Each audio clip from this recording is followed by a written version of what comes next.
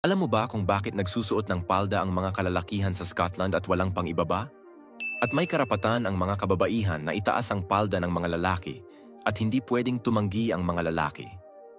Ayon sa mga lokal na batas, may karapatan ang mga kababaihan na tamasahin ang tanawin ng mga palda ng mga kalalakihan.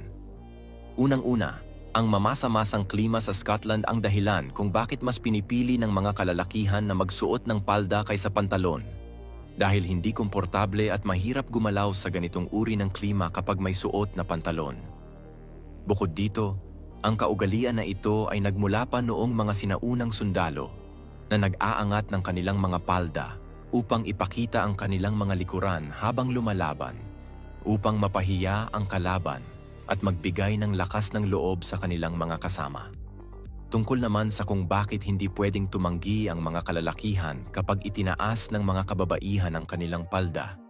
Ito ay may kinalaman sa Scottish skirt bilang simbolo ng mga tradisyonal na kasuotan sa mga pista. Ang pagtataas ng palda ay isang paraan upang tiyakin kung ang lalaki ay may suot na pang-ibaba. Ang mga kalalakihang walang pang-ibaba ay itinuturing na mas matapang at tunay na Scottish na lalaki.